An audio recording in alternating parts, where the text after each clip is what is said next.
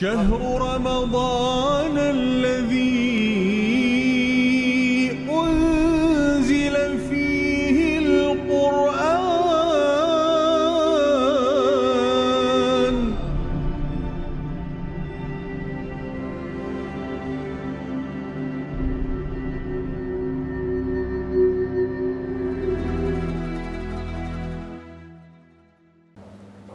أعوذ بالله من الشيطان الرجيم بسم الله الرحمن الرحيم الحمد لله رب العالمين والصلاة والسلام على سيد المرسلين أبي القاسم محمد اللهم صل على محمد وآله الطيبين الطاهرين وصحابته المنتجبين ومن تبعهم بإحسان إلى يوم الدين. أما بعد, brothers and sisters in Islam, brothers and sisters in Iman, Assalamu alaikum wa rahmatullahi wa barakatuh.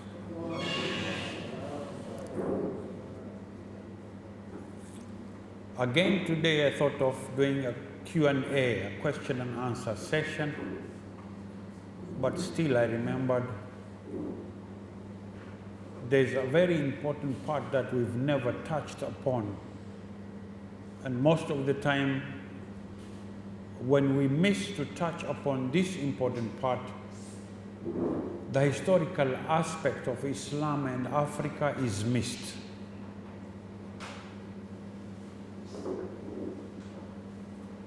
This subject concerns the immigration or immigration of very famous Sahaba, almost 110, whom during the 5th year of Prophet Muhammad sallallahu alaihi wasallam's prophethood,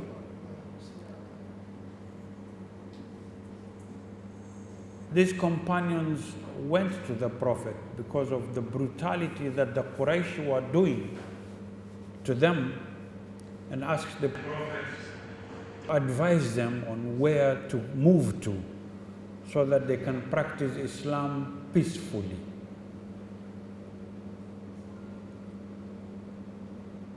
Now, history tells us that the Prophet advised them to move to Aksum, or if you like, Abyssinia, which is now known as Ethiopia. But by then, before the Berlin Conference, Ethiopia included Eritrea. That's why when we mention about the AD 45, AD 60 historical aspect, we mention periplus of the Eritrean Sea. That's how Indian Ocean used to be known, Eritrean Sea. So this immigration had two groups. The first one consisted of 12 men and 4 women. Among these 12 men included Uthman ibn Affan and his wife Ruqayya. They came to Ethiopia. There was Zubair bin Awam.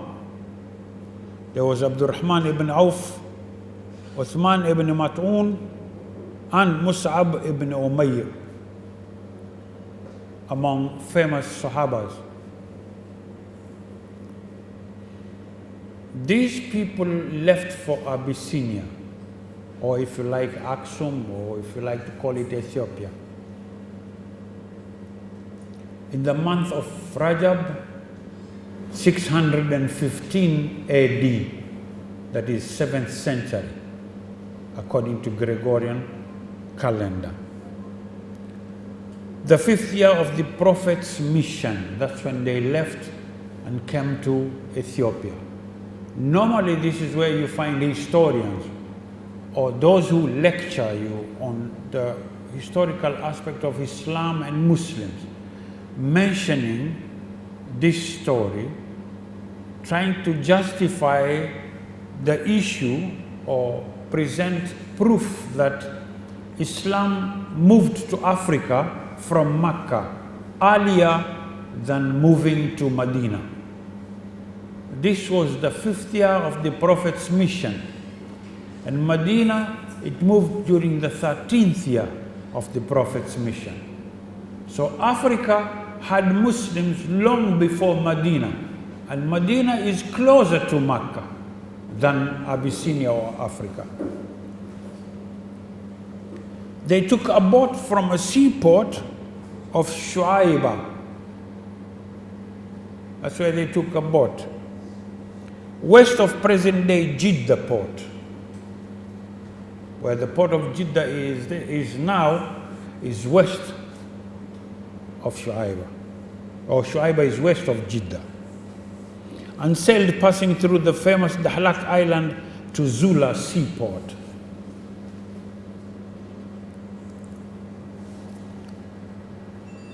Adjacent to an important commercial town of Adulis, and from Zula to Aksum, the capital of Aksum Kingdom, was a 5-day march from where they were. It took them 5 days to go to this place. After a few months, a second group of 83 men and 11 women left once again to come to Ethiopia. Totally, it was 110 companions of the Prophet who left Mecca to come to Ethiopia.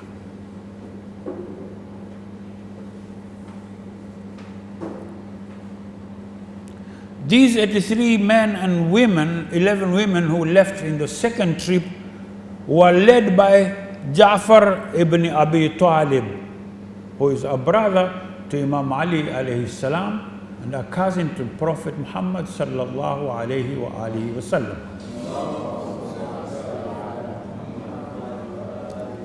So 94 people left for the second trip. The first was 16. The second trip was 94 people. Altogether they make 110 Sahabas who came to Ethiopia. Ja'far bin Abi Talib, being the cousin of the Prophet, came with his wife Asma.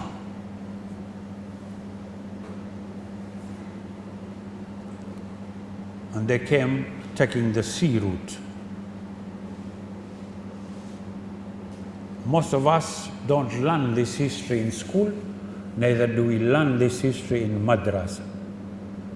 That 110 companions of the Prophet left Mecca, 5th year of prophethood, come to Africa, Ethiopia.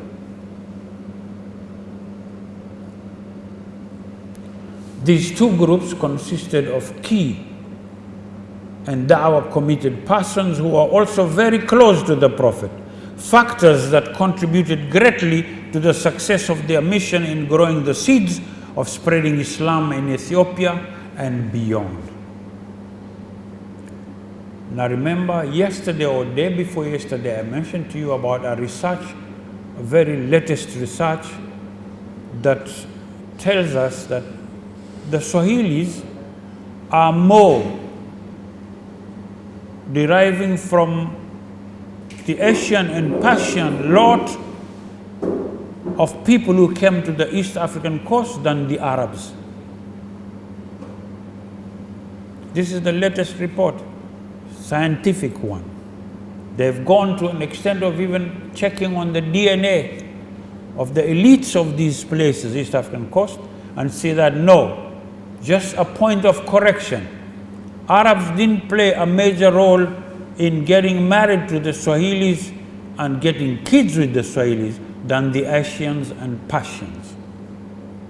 90% it's Asia and Persia. 90%. Now this background, historical background of what the companions and how the companions reached Ethiopia and why did they come to Ethiopia, bring us to the point of understanding what transpired for Allah to reveal the first 5 verses. I'm just giving you this background so that we get to Ja'far bin Abi Talib's statement when given a chance by Najash, the king of Ethiopia, to talk after the Qurayshi had talked to the king. What was his statement? That will give us a picture of what transpired before the 5 verses were revealed. And that's where most of the people build their perspective upon the background to the revelation of the 5 verses. That because of what was transpiring in Mecca, this is what made Allah reveal these 5 verses to the Prophet. The 2 groups consisted of key and da'wah committed persons. Very soon the immigrants settled down in the new land under the care and protection of Najash, who was the king of Ethiopia, the just and righteous ruler of Abyssinia, as promised by Prophet Muhammad sallallahu alaihi wasallam. Like, move to Ethiopia. The guy is not a Muslim. The king of this place is not a Muslim, but he'll do justice to you. You can practice Islam peacefully. Now, hikmah here is that the Prophet had never set foot in Ethiopia. But because of all this Salman Farsi, all this Ammar Yasser, all this Bilal, he knew much about Ethiopia.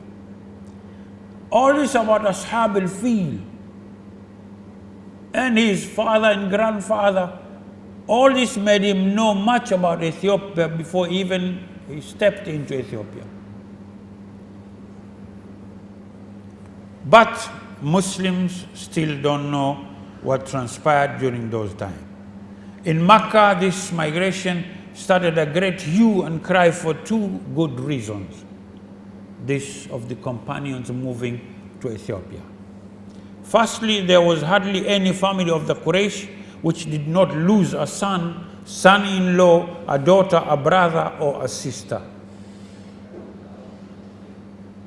110 people then were a big group of people from a small place like Mecca.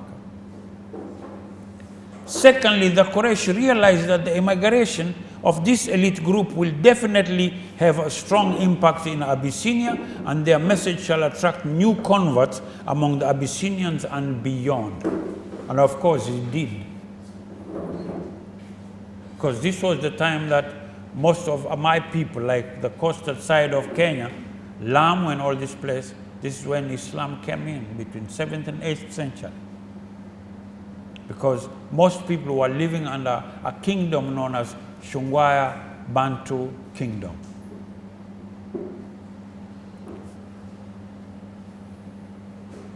This will be a threat to their own sovereignty, the Quraysh sovereignty. Hence the Quraysh sent 2 emissaries, Amr bin Abi al-As and Abdullah ibn Abi Taybiyah, to the Najash of Abyssinia with a message and some tokens. So corruption existed long ago. To persuade him to reject the Muslim immigrants as outlaws. Please give them back to us, take them back home and convict them. They came with some precious gifts to the Najash and for the courtiers of the Najash. To confound the accusation, the leader of the Muslim delegation, Ja'far bin Abi Talib, recited to the Najash the verse of the Quran which speak of Maryam. That is chapter 19, verse 16 to 24. This recitation convinced the Abyssinians that the Muslims had received a revelation akin to their own.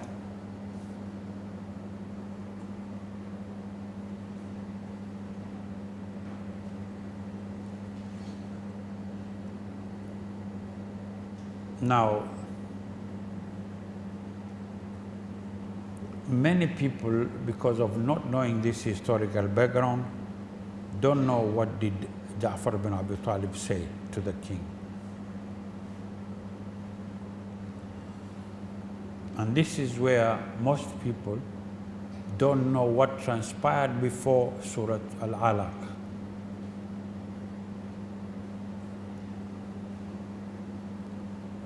This is where we need to go back to and see what went on during those days for us to get to where we are. That's why I was trying to explain to you that some scholars translate Iqra as read and some translate it as proclaim. Both are right, depending on justification, depending on substantiating why they believe this goes for proclaim or read.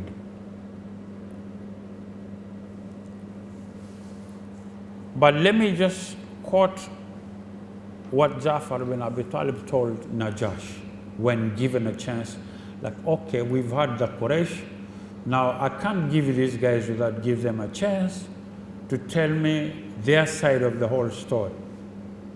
So asked who would speak on your behalf, and they all said Ja'far bin Abi Talib. So when Ja'far stood up, this is what he said, and I quote,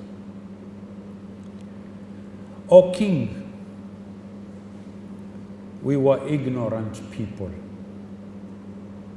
and we lived like wild animals." Very important statement.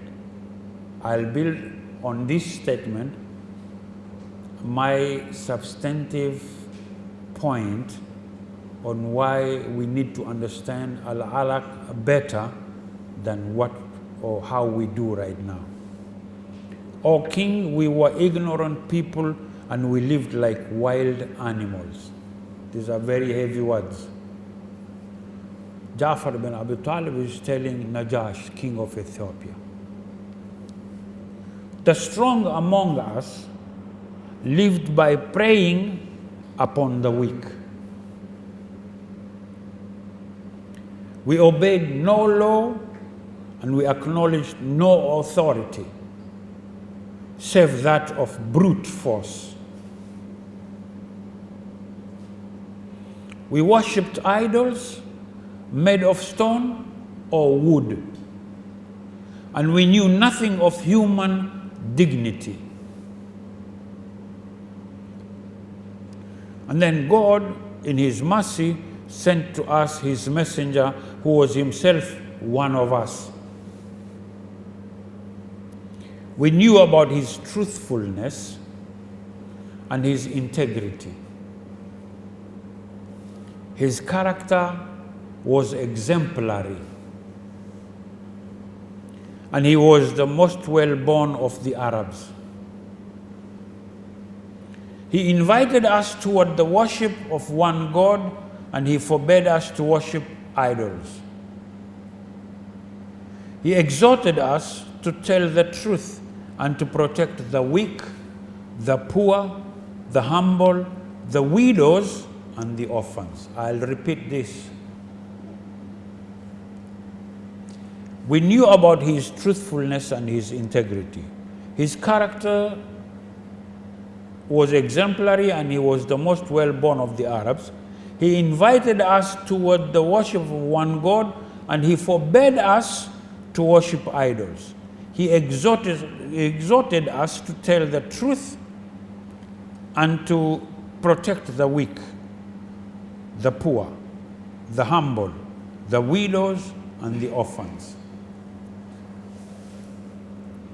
He ordered us to show respect to women and never to slander them. We obeyed him and followed his teachings. Most of the people in our country are still polytheists, and they resented our conversion to the new faith, which is called Islam. They began to persecute us, and it was in order to escape from persecution by them that we sought and found sanctuary in your kingdom. End of quote. Now I build my subject on this part. He exhorted us to tell the truth. 1.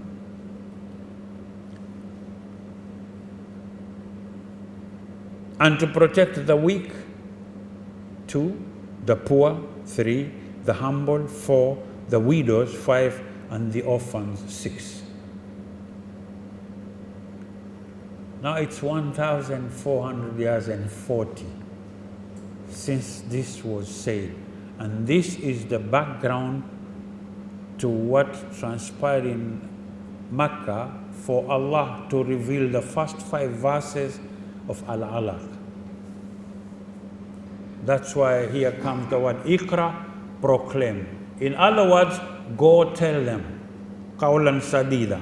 Hit the bullseye. Don't worry, Muhammad. Go tell them, and I'm your Rabb. In my name, use my name. Like Allah told me to come and tell you that this is not right what's going on. This is what made Muhammad sallallahu alaihi wasallam go to Jabal Hira. What was happening in Mecca. Now 1,440 years after Quran had been revealed, I asked the same question. Isn't this what is going on within our communities at large?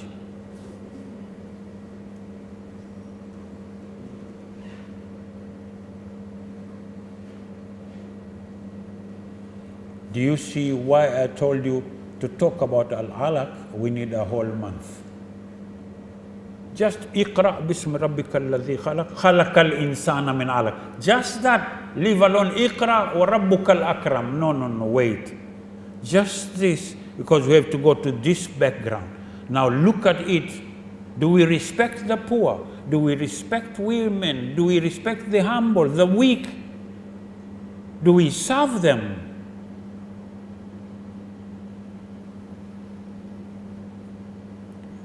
Now, I don't care what community you're coming from, it's in all communities. We're still there. So we're talking Islam, we are not doing Islam.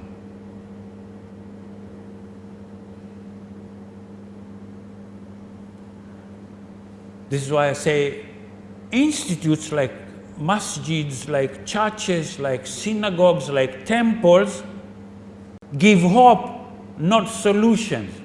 So what is the solution? When 1,440 years ago, the Prophet, we all knew that he fulfilled the promise he kept to Allah.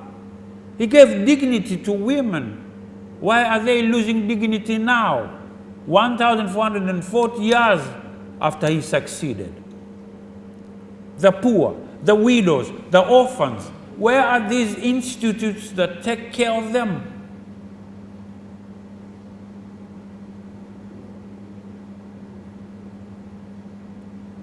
Now you see, like, we entertain you guys. Sorry to say this, but this is what's happening. And most of the people who see on the other side are used to, let's go and listen to this guy, maybe he's different. We who sit on this side tell you what you love to hear. We then tell you what you are supposed to hear. Whether you like it or not, this is what you are supposed to hear. No. We just make our best, like, wow, so-and-so is there, so let me talk about hadith and ayahs that please them. So we start like, Kutiba alaykum as-siyamu kama kutiba ala alladhina min qablikum. When it reaches the 27th or 26th, then we start ayahs about zakat, how much you should give, how you should give. Don't look back when this hand gives, don't let this one know. And when we give us our envelopes, then darsa or the majalis is finished. Now we pray for you, long prayer, dua, it goes on. Just you have to say, Allahumma ameen, Allahumma ameen.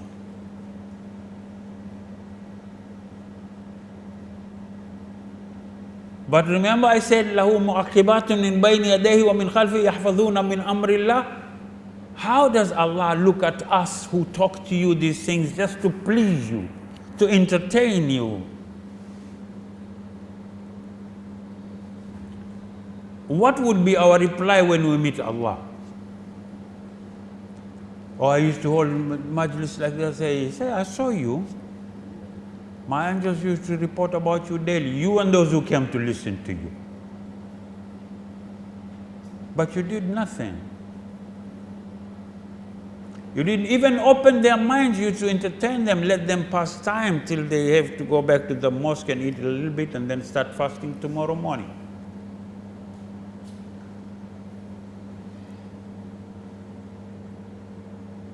I was talking to a group of small girls today in the evening, Changombe. I was invited to go and speak to them, secondary school girls. My brother was there, and I started by asking them 2 questions that I had asked the boys last week. How many of you like movies? 3/4 of them just put up their hands like, yeah, we are here. And I said, okay, next question is, please don't feel shy. How many of you listen to modern music? Almost all of them. Then I started my topic. Like I told you the other day, I know the difference between old music and new music. I know the difference between old movies and new movies. And I can go back to 60s. And you'd bear witness with me that it's very different. Don't tell me the Indian songs that are being sung now go right like the Indian song that was sung by Muhammad Rafi and Lata Mangeshkar and Asha Bhosle. Do they sing the same words? Can you listen to these songs they're singing now with your kids? But can't you listen to Muhammad Rafi with your kids and tell them, please listen to word after word what he's saying? Sam, can you listen to what they are singing around now in Europe and what Elvis or Cliff Richard or Beatles used to sing?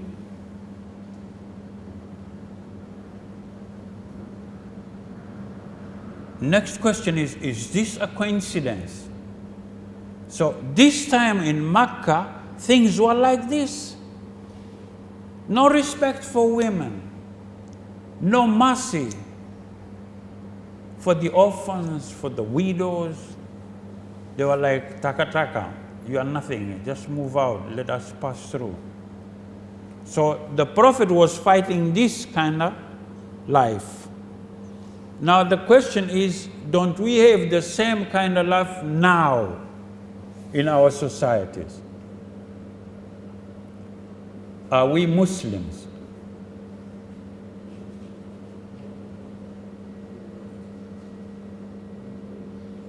Or we assume to be Muslims?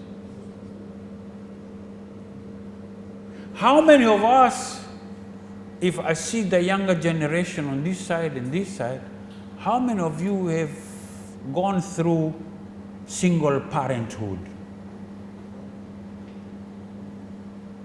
or a divorced household? Dad and mom are no longer together. For how long has this been going on? How much damage did this do to your heart and mind? To an extent that it makes you a rebellious person who can't even explain why are you rebelling. And you have to keep the respect for mom and dad. You can't mention them to anyone when you think about what you're going through.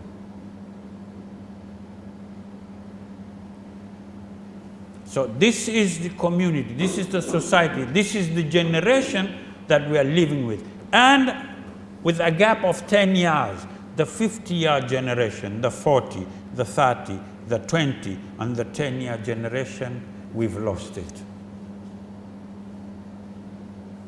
Full of pretense. If you want them to do salam alaikum, salam alaikum, they do it. If you want them to be at home by 7, they'll be there by 6. But if they close the door, you don't know what's going on behind the door with phones.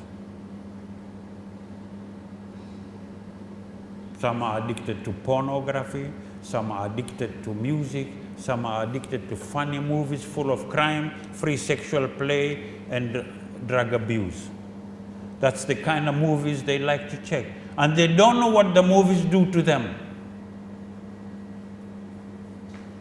Because there are no institutes to tell them how to go about with these things.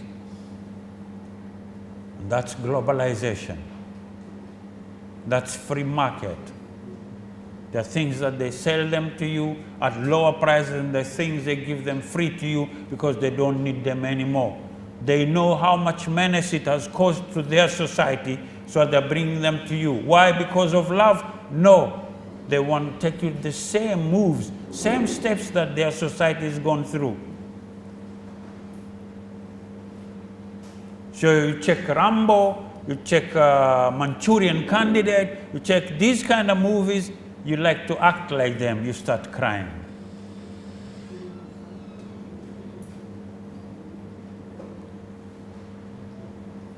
Some friends of mine, some 2-3 days ago, took me for a drive. So we passed through somewhere like Upanga, if I'm not wrong. A mosque nearby. But they were shocked to find a whole bunch of mothers and small young kids sleeping on pavements like they've never seen during the 60 years they've been living in Tanzania. Street families, like they've never seen before. Now questions came now, where do they go to relieve themselves when they feel like? What would they do if rain starts pouring down right now? There's no place to go. All the houses have fences.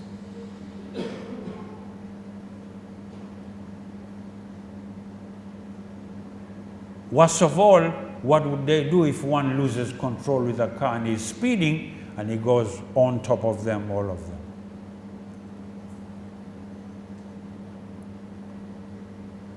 But this now, it's a regional madness.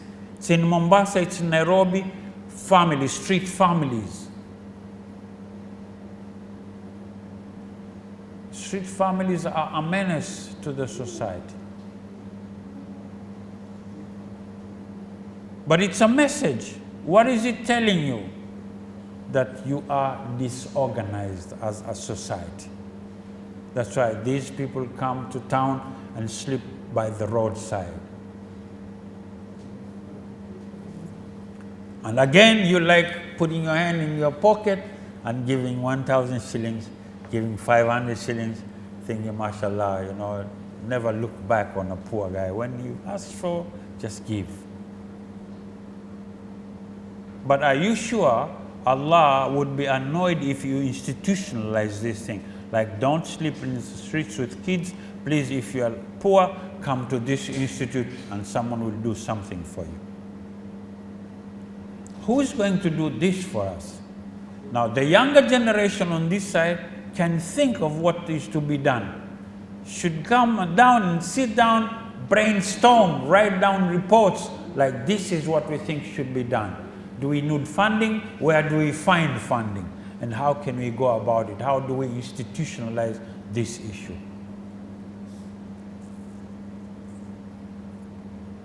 Why do we talk about institutionalization? Because the Prophet did it.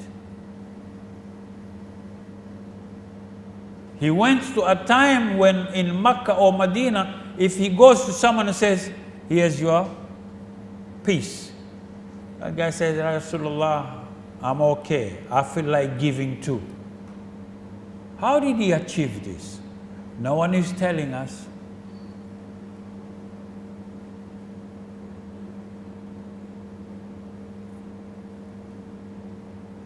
We like talking about Imam Hussein alayhi salam, like he even had a carve up here because of, carrying things and knocking the door. When you open, you don't see who brought this thing for you.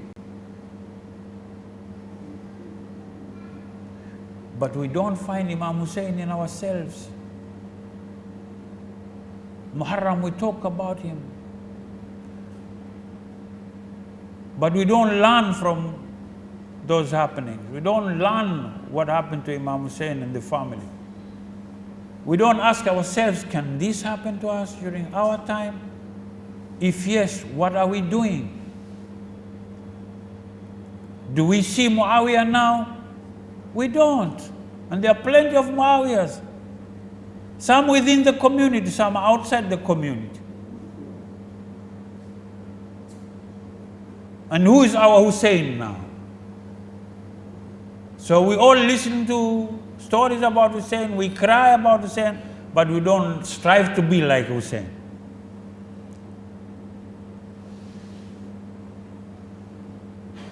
What's wrong with us? What's wrong with being like Imam Hussein alayhi salam?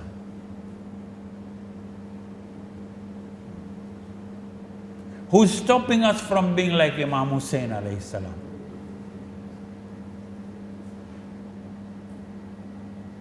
Can anyone tell me, no, the government doesn't like us to be like this?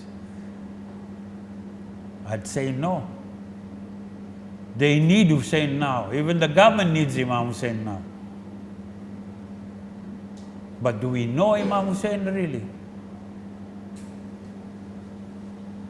Now, these issues, when I try to talk about them to you, this is what I mean. When I said, like Al-Alaq, we need to understand this thing and go into the human body.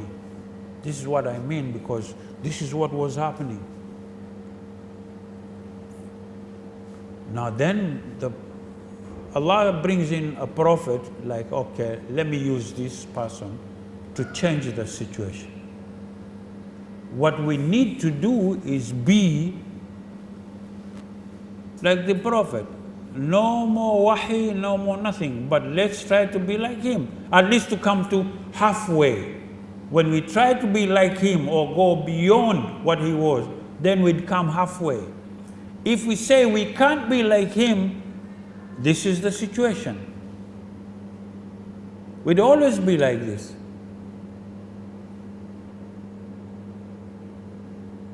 We'd always be on the other side like, no, we are Africans, that's why the Khojas don't like us. No, Khojas are Khojas, Africans are Africans. Why don't we positively look at the Khojas and be like them? These are the issues. Why can't we institutionalize and give, let's say we want Majlis for Muharram. Why can't we give the little we have and then go to the Khojas like, this is what we could come up with, could you please add something little on it? Why do we go to them and ask them, can you please let us do Muharram too? What's wrong with us? I'm telling you because I know in Mombasa and all these places, most of these people don't give a single shilling. And they like to do Muharram, but they like to be funded. Don't you like to fund Imam Hussein's Muharram? Do you know the advantage of funding it yourself with the little you have?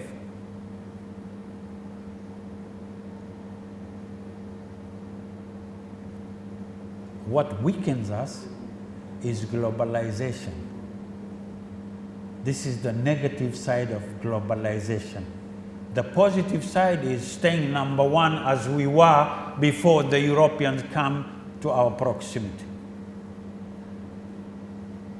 We are a very generous people, Africans, a very dignified people, respected people, society. What made us be what we are today? It's because we don't know our history.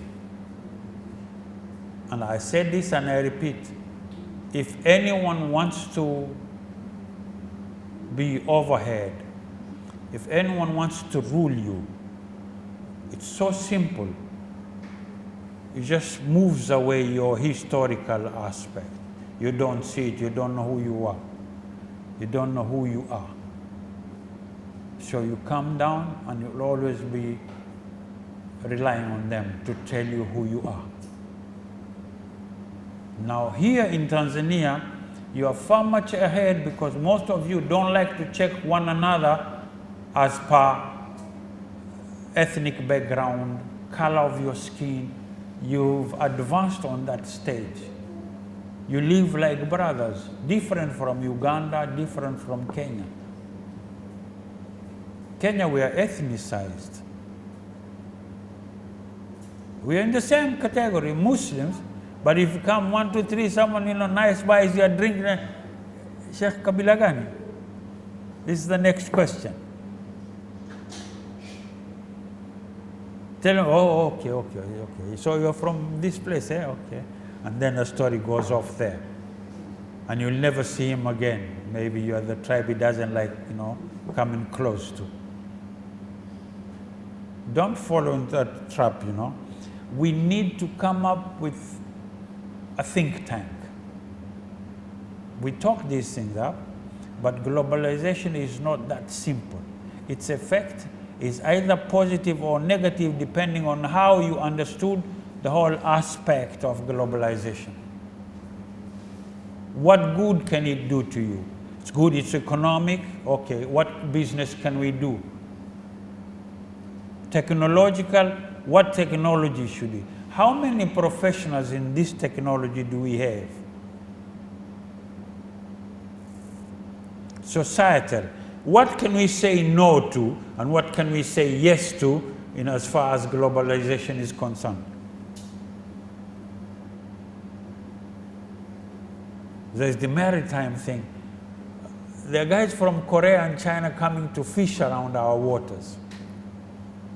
It's about 200 billion shillings, Kenyan money, we lose every year. 200 billion. Just through, what do you call this? Jodari tuna fish. 200 billion Kenya loses every year to Koreans and Chinese vessels that come to fish in high waters. Just because fishermen don't have the equipment to go to these high waters, deep waters. These guys come with computerized ships. They choose what kind of fish they want to fish. If they find something not good, they just let it go. So when it comes to the economical aspect of globalization, how ready are we? What kind of business would we do? The dollar is soon losing its value. Where are we? Look at Tanzania with all the mineral resources.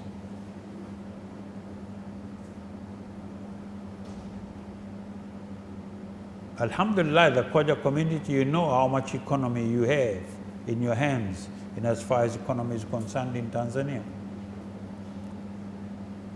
But do we learn from you guys? Or is it like Kenya, we go for blind Africanization? How long would we be blinded by this Africanization?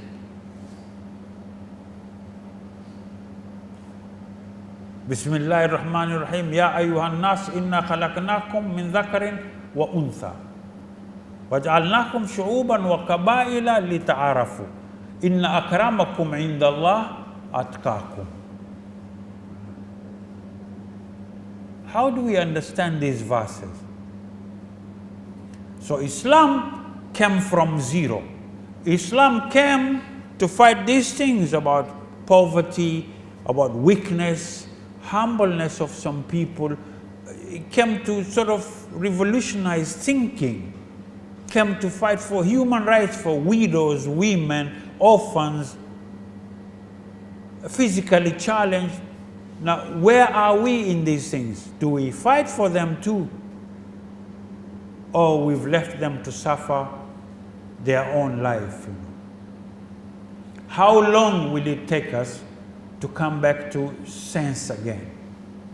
How long will it take us for us to wake up and start doing Islam instead of just talking Islam?